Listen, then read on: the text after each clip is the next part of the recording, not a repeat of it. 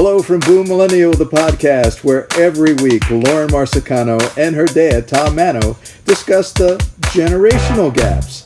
So join them, have some fun learning about yourself and what makes us all tick, and the keys to bringing it all together, the similarities and the differences. That's Boom-Millennial The Podcast, right here on Apple.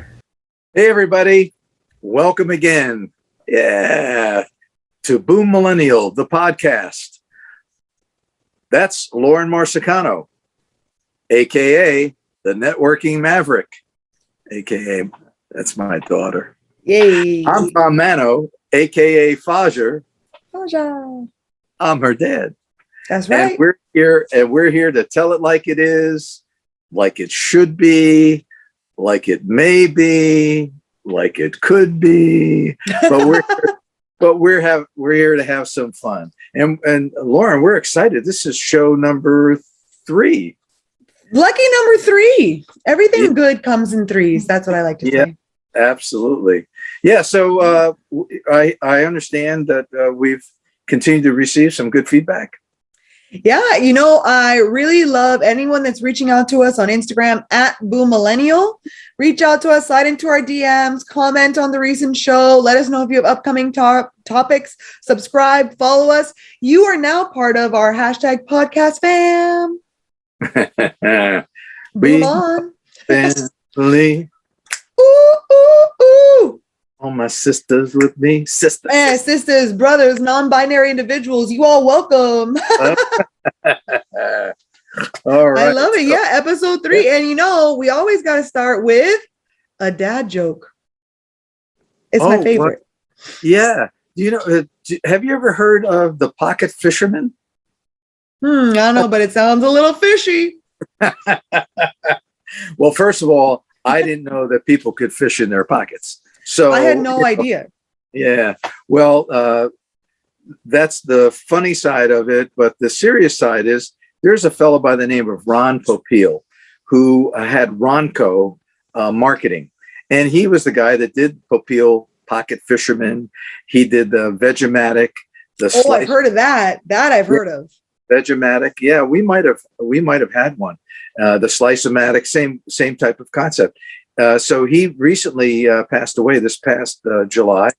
And the other interesting fact was he was really one of the forerunners of infomercials. He would, the infomercials we see on TV today, the stations that are dedicated to selling his stuff, that he sort of started that. But if you back up even further than that, when I was on the Steel Pier as a kid, I don't remember. It was probably in the 50s. I'm sure it was 50 something. That he was on the boardwalk in Atlantic City, and they called it hawking.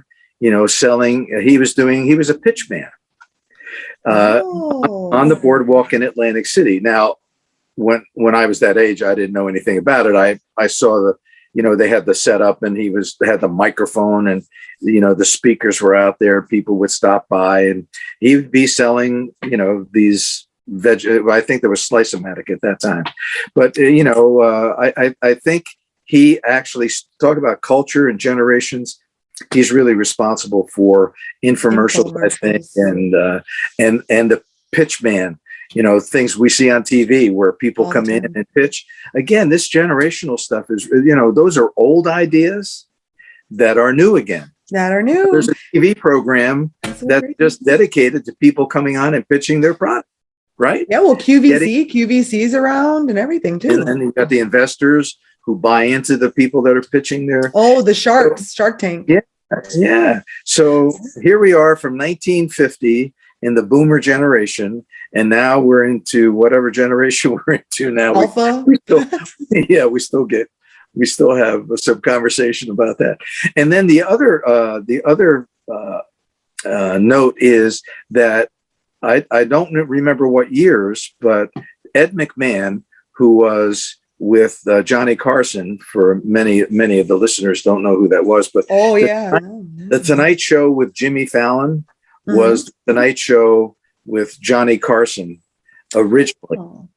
And before that, there were several other hosts of the Tonight Show. But anyway, Johnny Carson's sidekick was Ed McMahon, who did probably in your generation, did Star Search and all the things that, listen, today, The Voice and all those American Idol, those felt new to people, but they were from previous generations. Oh, like American Bandstand or American Top 20 and stuff like that. Yeah, too, right?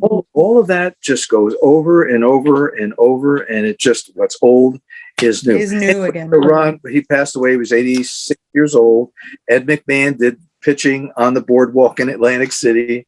Ron Popeil did it. Yeah, so that's funny. Like infomercial generation, I feel like is ripe for TikToking as well, which we're getting a lot on TikToks. There's a lot of like infomercial type things as well. And for 3 payments of $9.99, you too can be a podcaster. No, I'm just kidding. And move on with the show. They're like, that's really what I remember about infomercials was mom making sure that we didn't use the credit card to call in. And there was one time where I tried and the person on the phone was like, "Are you 18?" And I was like, huh?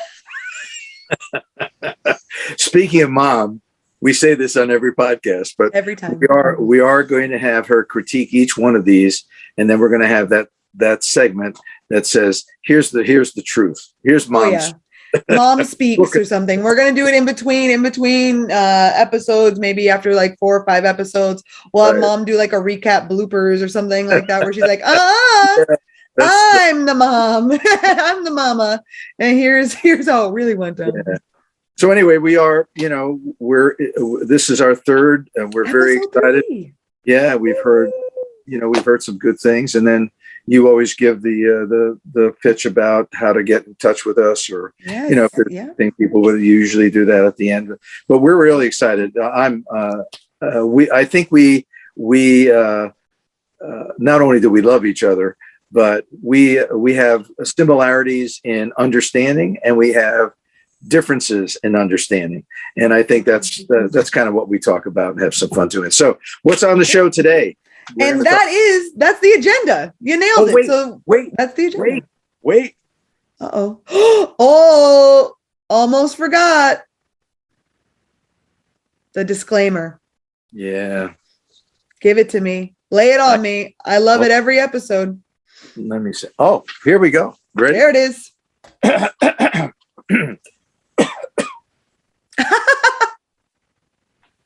Nothing we can say can be misconstrued as coming from experts, but rather 2 family members reaching into research for topics we will enjoy talking with you about.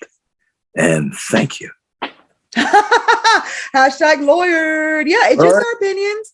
Our opinions. We're just here talking. You're in the familia. You're in our podcast familia now. So we're just talking today. You nailed the topics, by the way. It's the boomer's perspective on millennials with the boomer, and again, this isn't every boomer. This is just, we're generalizing the generations, which we shouldn't normally do, but these are just the topics that are in the news a lot too. But boomers on millennials, millennials on boomers, and the OK Boomer movement. And then what are the similarities that can really bring us together? Right. I agree. And I think there's what we've learned in all of our research is there's more similarities than there are differences. That's true. But they're unknown by each generation. And it's only people from either previous or after generations that talk about these things. And that's what we're hoping to bring to light, is that there are lots of similarities, although there are differences, but the differences sometimes are similarities. That's so true. We could have the same differences. yeah, that's true. So tell us. You. I want you to go first. So you're the boomer perspective on this Boom-Millennial at Boom-Millennial podcast, at Boom-Millennial on Instagram. Subscribe. But you're the boomer perspective. So I want to know what is your take or your hot take on boomers and how they view millennials? Well, the first word that comes to mind is lazy. That when this is in sports, this is in music. I think like I can't understand the words in rap music or whatever. But you can't understand the lyrics. The lyrics, yeah. Me neither. Sometimes, honestly, that's the thing. But I do think, I think there's this notion, but it is untrue, as we will come to know, that millennials, you know, just want everything given to them. They're late. I've heard the word lazy as I researched it. The word lazy. They expectations are, you know, for them to be taken care of. Don't get into their space. You don't know what you're talking about. You're an old man. You know, you have no clue. I think that's how they feel sometimes about boomers. And I think boomers feel about millennials where you don't, and again, this is some of my opinion, but a lot of things that I've read and researched on are that boomers don't feel like they're being given the respect. They've worked, they've gone through depression. They've gone through the same as the millennials. We've gone through a recession. We've gone through it together. We have certain, what's the right word? We have certain ways that we behave. And when we see certain behavior by the millennials or a younger generation, because we don't know the difference of what generation they fit. We just know that they seem to be younger. They seem to be, you know, out there doing their thing. And so that's sort of the feeling. But I think the big thing is this idea of drive. Boomers, because we lived through the end of World War II. So we had this great wealth that came about. And I think we were smart about how we are going through retirement, even though there's been several changes along the way. And sometimes I think that there's a little bit of jealousy that, you know, we were given a lot of things, which now the younger generation has to fight harder for. But I think in general, it's that work ethic. I know when I interview, you know, in my hotel life, when I would interview, I have a quick story for you too. When I would interview a younger person, whatever generation they were in, because I never looked at it that way, you know, tell me about your work ethic. You know, they would look at me like, you know, what's work ethic? And that disturbed me because this is what we expect as an employer, especially coming in my generation and having worked in the hotel business for a number of years. I expect results. I expect you to come to work on time. I expect you to do what the job requires. I expect once you say yes and you sign at the dotted line, that every day you come in with the intention of working hard, doing the right thing, and doing everything that you asked and been trained to do, right. and not, you know, sort of slack off or, you know, so that's generally it. Oh, so I do want to tell you about this one interview. Oh, please. Yeah. I need to hear the tea. Spill the tea or coffee or whatever you're drinking. Sitting, you know, we dress up, part of our uniform. And this young lady came in for a job. Now, granted, it was Florida. Granted, it's, you know, it's sort of a seasonal, beachy kind of feel. And she comes in with a pair of flip-flops, pair of shorts. For what position? Like a higher up position? For a front desk. Oh. Somebody at the front desk. So this is a visual position, right? This is somebody who has to have a great smile, great attitude, great body language. And so one of my questions was, I said, you know, tell me about your family. So they would talk a little bit about the family. And if they did have a mom or, you know, in the construct, I would say, well, tell me about what your mom would say about what she'd like to see you improve. Okay. And she said, well, my mom tells me I have a resting bitch face. Oh, yeah, that's right. Oh, my God. I remember this story. And I I don't know if I called you or Elizabeth. It might have been you. Yeah. You were like, what's a resting bitch face? Yeah, I said, sweetheart. I said, what? What the heck? And in fact, the lady that brought her in, the front desk manager that brought her in, she was bringing her in. She was a friend. I said, well, two things. One is, I'm not sure that would be my answer.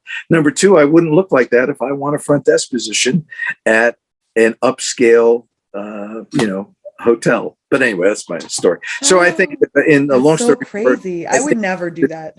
I think there's a misunderstanding between how we feel the younger generation feels about us and how we feel about them and about tasks, work ethic, responsibility.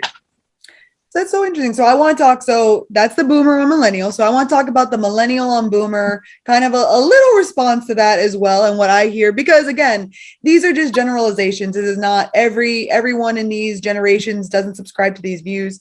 However, I will say, as I would say, I'm square in the middle of what I believe the millennial generation is, right? But I feel like millennial became this bad negative thing.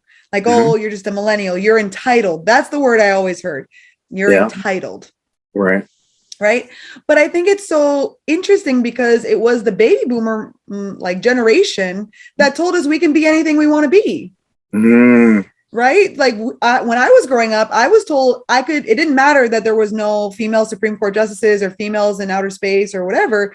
I was told that no matter what, I could be anything I wanted and that I was good enough to do it too. So there's that whole part of it, which I think is great, which I think people should, believe that we can achieve great things. And I don't know, I worked my ass off. I worked really hard to get to where I am. I know a lot of other people like Elizabeth, my sister, her husband, Charlie, a lot of people that really work their butts off, Sebastian, all the time. And even though, I chose to go the entrepreneurship route, I think within the world of business and hierarchy, what you said about, I want you to show up on time, do the work.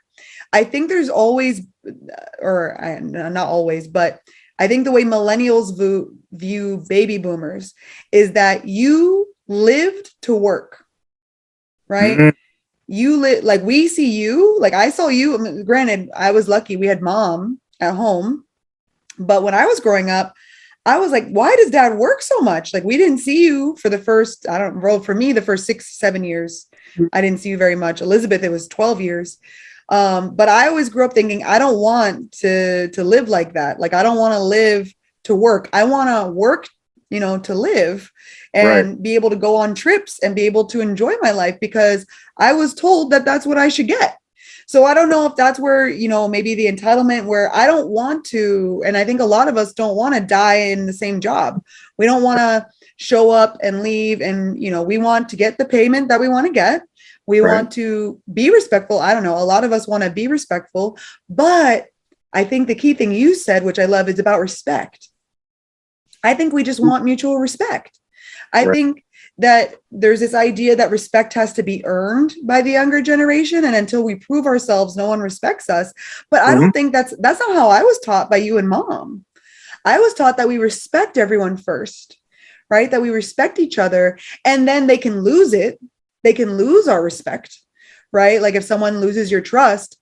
So I think that might also be like a mental shift where we also feel disrespected and they're like, you gotta go up the ropes and you got to earn and you got to get whipped really hard and sacrifice, or else you're not going to get to where we are. And a lot of people in our generation are like, well, we don't want that route. Right. We want to have fun and we want to have a relationship with our parents, our kids, our friends. We want to be able to enjoy the work we want to do. We don't want to just, be in a position where this is, a lot of our, Papap. And Papap worked the steel mill until he got laid off. But like you also said, earlier generations, you had the FDR programs. We had socialism really in that generation. And now there's a huge pushback against socialist policies and giving us healthcare when back in the day it was the unions. I think Pop-Up was part of a union too, right? Yeah, absolutely. Yeah. Well, it's interesting. Mutual respect, I think, is the key word. Yes. But what people do versus what they say is really what's important. Ooh, that's so true. Yeah. That's how you lose the respect, like you're saying. Yeah. And I think then this notion of how people behave turn into, this is how they all behave. Yes. This is what they're all like. And I think generationally,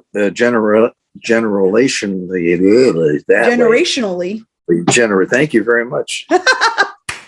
I'll practice that more. That people, that's where the similarities are. Yes. Those are the differences, but those are the similarities. Because I'm sure that my mom and dad, with their parents, my great grandmother, stay at home, 7 children, five girls and 2 boys, and cooked, and they had, if they got soup on the table, same thing with mom's mom and dad. You know, they had to struggle through the Depression. So they knew, I think what they felt was, you always want the other thing, here's what's interesting for every generation. That generation wants the next generation to be better, to do better. That's right. To do better, to be better, to learn more, to progress, but also on that journey, we'd like to say, hey, thank you. Yeah. Thanks for what you've done to make this a better world. Now it's our job to make it a better world. Yes. And I think that's where the similarities and that's where the differences are exactly similar, from World War I to World War II to the Depression. And look what we went through in the recession. Yeah. Right. Well, that is true. And actually, you bringing that up is, I think, another reason our generation distrusts the system that our parents kind of bought into, which is working for a company forever. Companies don't take care of their employees like they used to. Not anymore. Not anymore at all. And that's something that we saw. I remember, you getting laid off in the middle of basically the recession as well, and thinking, this man that's worked so hard and sacrificed so much for a company to then kind of not be loyal to you. And imagine other people that had worked for years and years and years for a company. And then during the recession, the company said, sorry, no benefits here. We're not taking care of you. The unions in most of those positions were gone. Right. So to say we should do the same thing and kill ourselves to then see the recession, it was tough. It was tough. But I do want to say, now that I have you here, thank you. Thank you. Because I know you and Mom in particular have done a lot for Elizabeth and I, and for our generation I know you interviewing for jobs, you were always wanting to be very inclusive of not only gender, like women, getting women in power as well, but also you weren't ageist. Right now, understand, people listening, don't say resting bitch face on a job interview. I think that's just common sense, though. Yeah. Well, and that's the other thing that is a generational similarity. If you learn common sense and good judgment, you can do well in any generation, because they are all different. Yeah. They are different to the degree where what is going on and the technology and how the jobs have changed. Look at the transition from, the coal mines and the steel mills. And now it's much more technology and the robotics and things like that. And I think that it's up to the generation to pass on good thoughts, good feelings, good training, and have the next generation be a baton passer and say, okay, you're running a great race. The race is, by the way, never over. Never. So let's work together. But there's a little bit of this, Nana used to call it professional jealousy. And there's a lot. You've spoken earlier about the doomer generation or whatever, doom generation. Doom. There are people out there that don't want people to do well because they're not doing well. So what is mom has taught you kids since you were born? Positive mental attitude. She's written it up. PMA, PMA, PMA. Every time you guys went for tests, or she would have peppermint for you guys so you would do well on the tests. And that's passing on some old school ideas and concepts, but it's about love. It's if we had a little bit more of that, and it's hard because it's probably a tougher world in some respects, but in other respects, it ain't nearly as tough as it was during the Depression.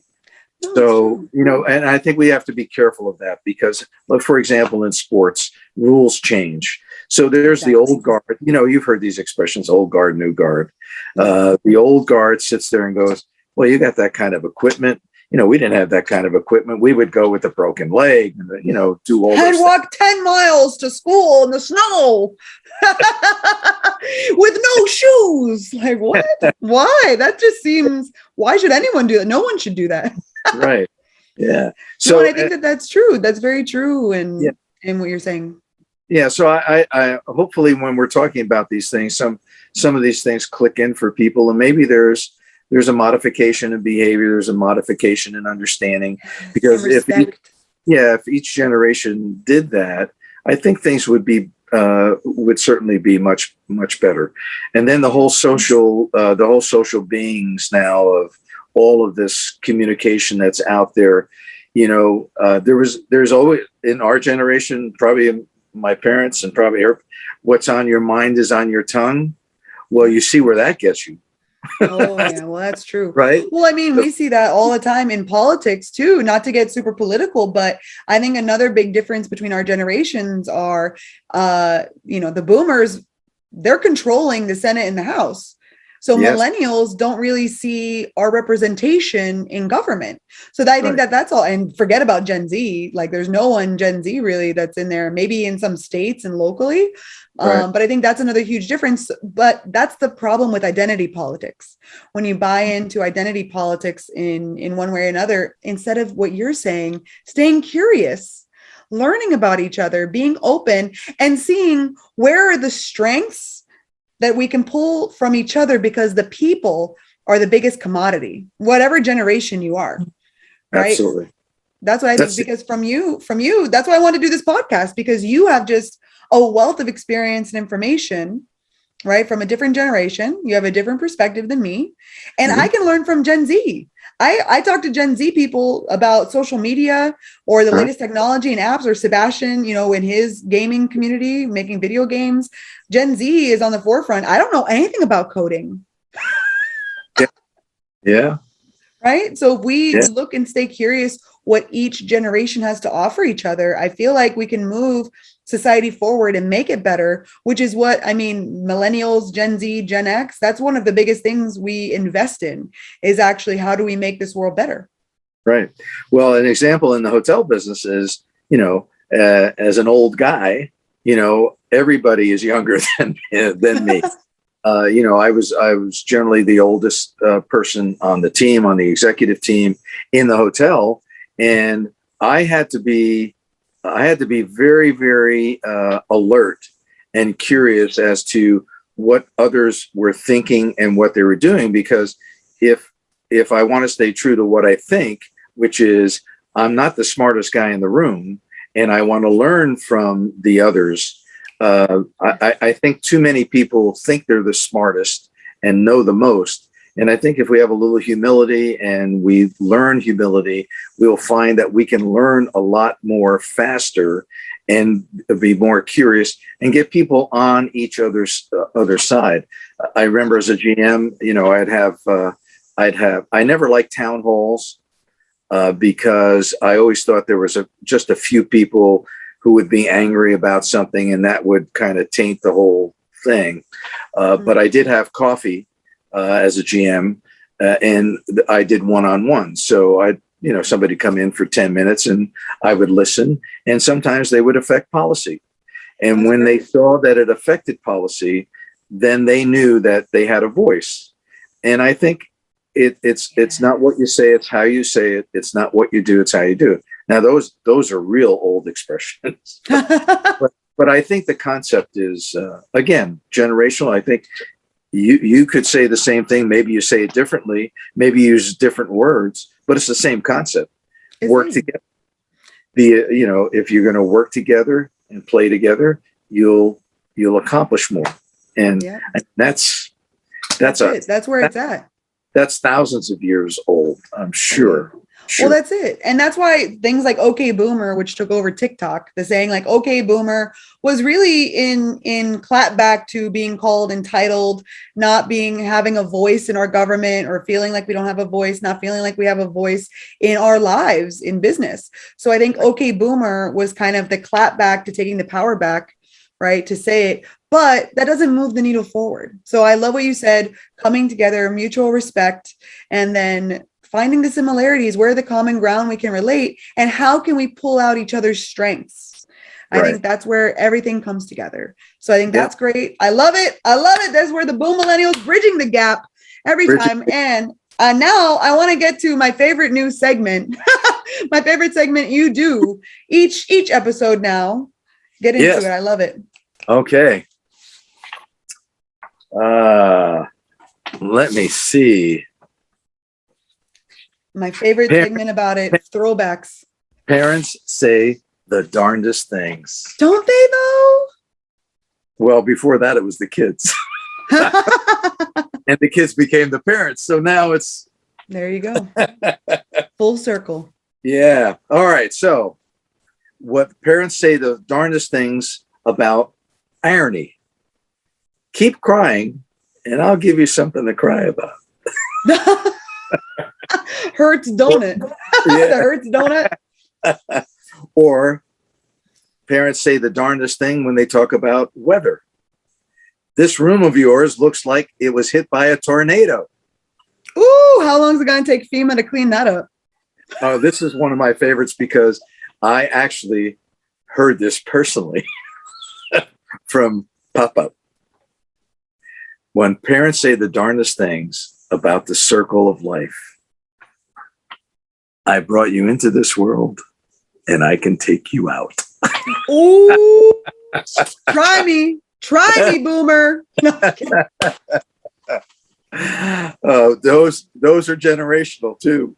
That is. And you know what? I feel like people still say that to this day, actually. Yeah. There's certain things that I'm telling you, that's what we're learning, right? Through all the things that we're talking about and what we've heard from people that are listening. Thanks for doing this because you brought back some memories, and I'll either not say that again. I love it. Well, what's old is new again, right? Yeah. And that's what we're talking about here. Episode 3 of Boom-Millennial, the podcast. Thank you for joining us, for being part of our podcast familia. We'll be back here again next week with another episode. Until then, I'm Lauren Marscano, aka the Networking Maverick. This is Tom Manno, aka Fasha. And this has been another episode of Boom-Millennial, the podcast. And until next time, Boom! Boom on!